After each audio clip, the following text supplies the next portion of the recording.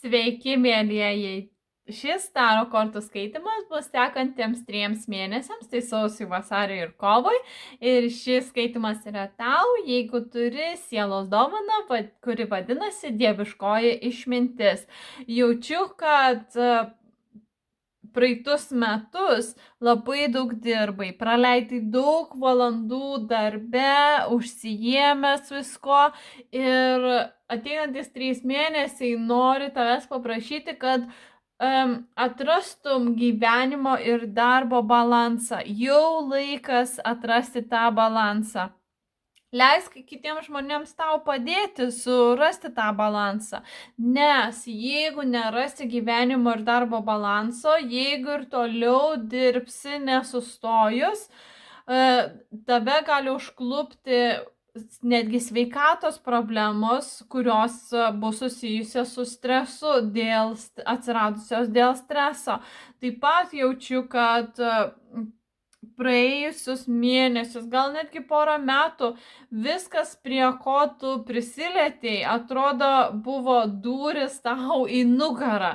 Atrodo, dar labiau tave parvertė ant kelių ir tau dabar sunku atsistoti. Gal dėl to tu taip smarkiai pasinėri į darbą, nes jauteisi išduotas, gal netgi gyvenimo išduotas ir atrodo, kad tu tiesiog jau nebegali atsistoti, antiek esi pavargęs nuo to nusivylimą, nuo tų išdavysčių, nuo to nebūtinai, kad kiti žmonės tave išdavė, bet gal gyvenimas tau atrodo, kad tave išduoda. Bet tai yra dėl to, kad tu ignoruoji kažkokias tai tiesas. Dvasinis pasaulis tau pataria ir tu to nesiklausai, arba tu kažką gyvenime ignoruoji. Ignoruoji gal sveikatos problemas, ignoruoji gal santykių problemas, ignoruoji gal dvasinio augimo kažkokias tai problemas, kažkokią tai žinai informaciją, bet tu tą informaciją ignoruoji. Žinai, ką tau reikia daryti, bet tu to nesiklausai. Žinai, ką tavo dvasiniai vedliai tau patarė, bet tu to taip ir nedarai. Dėl to tavo ignoravimo tavęs laukia bokšto sugriuvimo momentas, o tarot kortose bokšto sugriuvimo momentas yra, kai viskas atrodo sugriūna gyvenime.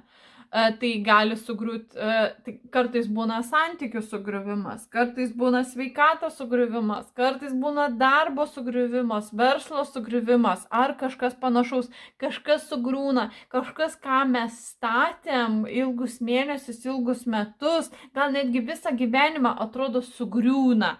Tai yra dėl to, kad tu ignoravai, jau ilgą laiką kažką ignoravai, ilgą laiką nenorėjai pažiūrėti į tai ir tikriausiai pasinėri labai smarkiai į darbą.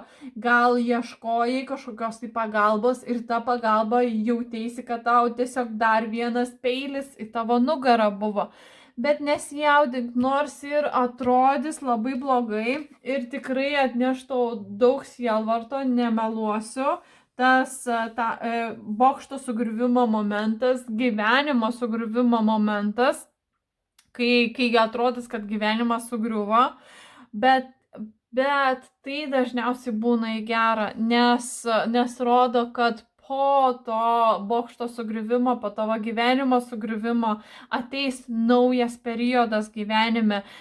Ratas iš naujo pradės suktis, kaip mes turim metų laikus, taip ir gyvenime turim naujus kažkokius ciklus.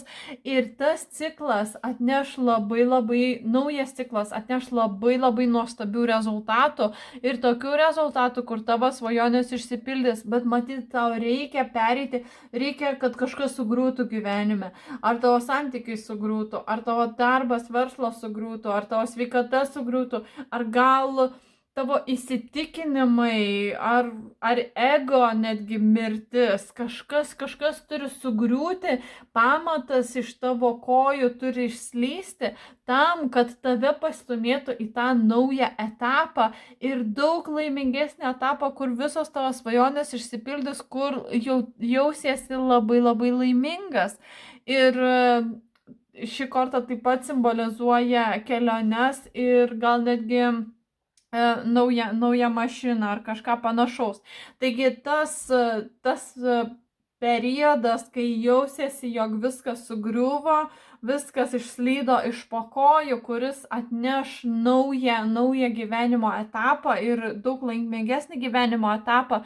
Šis etapas gali netgi tave pašaukti būti šviesa kitiems žmonėms. Kartais būna, kad kažkas mums labai didelio, labai smarkaus atsitinka ir mes, kai pereinam per tuos sunkius momentus, mes tada net nesuprasdami kaip, arba net nenorėdami, net neplanavę, iš tikrųjų išmokstam, kaip per tą patį padėti pereiti ir kitiems žmonėms.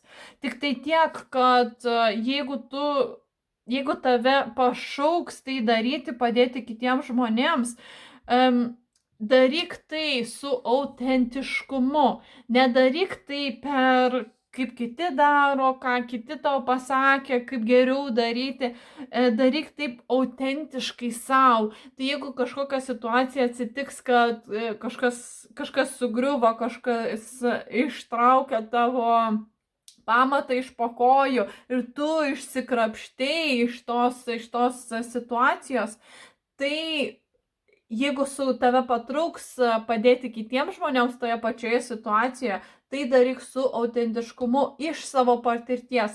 Tau nereikia baigti kažkokiu tai coachingo kursu ar dar kažko, kad galėtum padėti kitiems žmonėms eiti per tą patį. Bet gal netgi netiesiogiai ta situacija padės ir kitiems žmonėms, nes gal kiti žmonės pamatys, kad wow, kaip tu čia išsikrapštei iš tos situacijos, kaip tu perėjai į naują, daug geresnį etapą gyvenime ir tu savaime įkvėpsi kitus žmonės tai padaryti.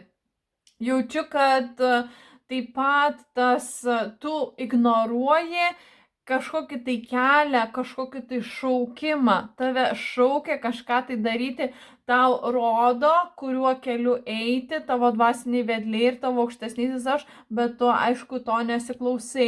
Ir tavo dvasiniai vedliai ateinančius 3 mėnesius nori, kad pradėtum žengti tuo keliu, kur tave šaukia tai daryti. Ir sako, kad prisimk atsakomybę už savo gyvenimą, kad užteks pasinerti vien į darbą, užteks būti aukos būsenoje ir užteks ignoruoti dalykus, kuriuos tau reikia pakeisti, kuriuos tau reikia implementuoti ir būk lyderis, savo gyvenimo lyderis, būk autoritetas savo gyvenime ir priimk viską tai, kas vyksta su autoritetu ir tai yra tavo atsakomybė, nes tu tą pritraukiai. Bet tai nebūtinai yra blogas dalykas. Tu pritraukai tai dėl to, kad tave išstumtų į naują gyvenimo etapą, daug laimingesnį gyvenimo etapą. Kartais būna, kad tie dalykai mums blogi, kai nutinka, pavyzdžiui, žmogus norėjęs būti profesionalus futbolininkas, susilaužo koją ir nebegali to daryti ir jis tada padeda vaikams, kurie nori tapti futbolininkais ateityje. Tai tą momentą, kur atrodo, kad tau viskas gyvenime sugriuvo, priimk tai, kad tai yra naujas etapas gyvenimo, priimk tai su kad tu esi atsakingas už tai, kas tau atsitiko ir kad gyvenimas tai tau atsiuntė dėl to, kad tave pastumėtų į daug geresnį gyvenimo etapą, daug geresnės vietas. Ir jeigu priimsi tą, kas mes pavadintumėm yra blogai, tu suprasi, kad viskas, kas vyksta gyvenime, yra tau tik į naudą. Ką noriu įspėti, tik kad nepasiduotum tai aukos būsenai, kad koks aš čia vargšas, Jėzau, čia man tai baisiai atsitiko, ką man dabar daryti, o atvirkščiai. Taip, tai atsitiko, kaip aš dabar per tą savo širdgėlą, kaip aš galėčiau padėti žmonėms, nes tik tai tas tavo požiūris toks, jeigu prisimsi atsakomybę už savo gyvenimą, už savo veiksmus, už savo kažko ignoravimą, už tai, kad tu pritraukiai į gyvenimą tuos blogus dalykus, tas blogas situacijas. Jeigu prisimsi atsakomybę už tai, tai tikrai tave pastumės į naują gyvenimo etapą, kur daug laimės pritrauksi ir netgi progresuosi savo svajonėse, progresas pasistumės, tavo planai, tavo tikslai pasistumės į priekį, atrodo, kad pradėsi vat ta nelaimė padės tau įgyvendinti visas tavo svajones ir tavo tikslus. Taip keistai nuskamba, bet matau, kad tie blogi dalykai bus tokie tau geri, kad tave kaip ir ant spiruoklių, kai man rodo žmogų šokinėjantį ant spiruoklių ir kai atsispiri su spiruokliam, peršoki daug toliau. Tai man rodo, kad tai bus su tavo tikslais, kad tu tiesiog peršoksi 10 žingsnelių į priekį, o tau atrodys, kad tai yra gyvenimo pabaiga, bet iš tikrųjų tu paskui tik tai pamatysi, kad tai tas, kas sugriuvo gyvenime, padės tau peršokti į savo tikslus daug greičiau. Bet svarbiausia tik tai nepasiduok tai depresijai, nepasiduok tam savęs graužimui ir taip toliau. Nes tai jaučiu, kad tai yra neišvengiama. Bet tai nebus toks blogas dalykas, kaip tau atrodo. Tu paskui po poros metų pažiūrėsi atgal ir tu galvosi, vau, ačiū Dievui, tai atsitiko, nes tai man padėjo pritraukti daug geresnius dalykus į savo gyvenimą. Ką gali padaryti, kol dar nesugriuvo, tai tiesiog be honest with yourself.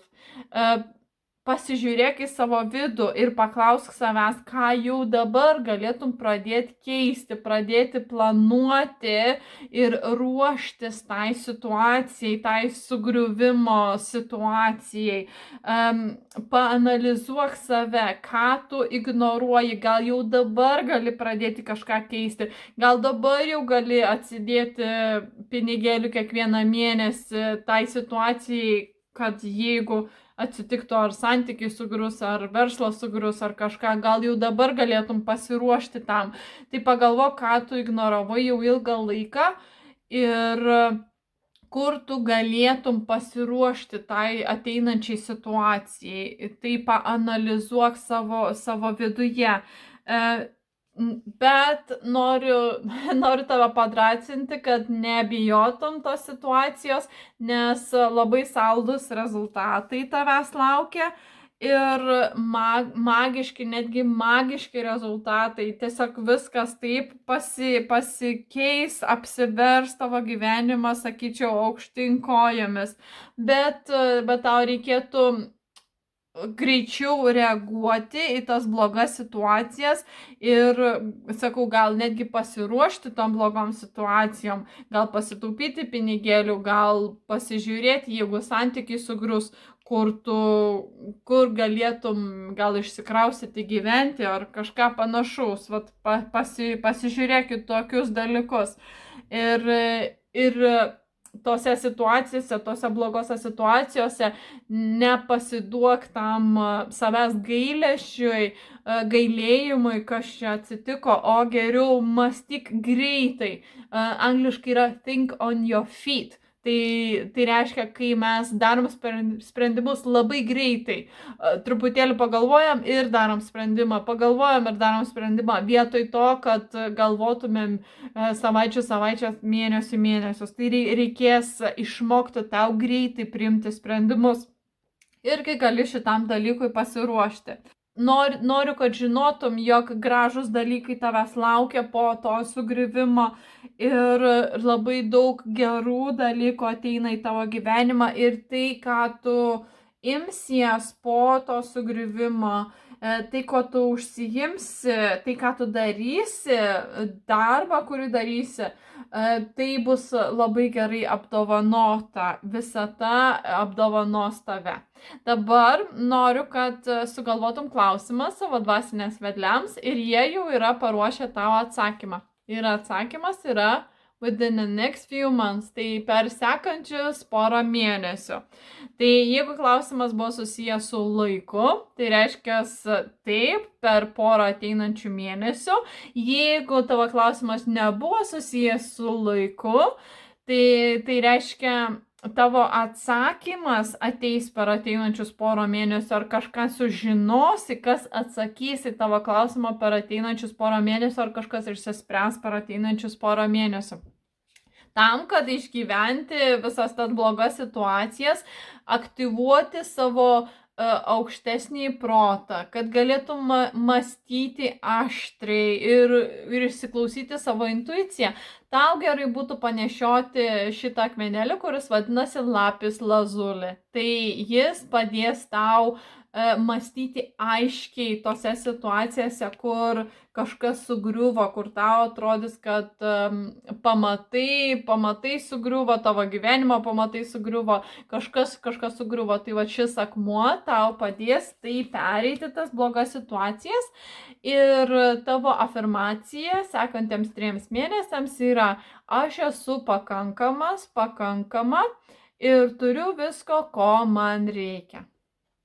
Taigi tiek aš tau turiu ateinantiems 3 mėnesiams ir susitiksime sekančiame skaitime.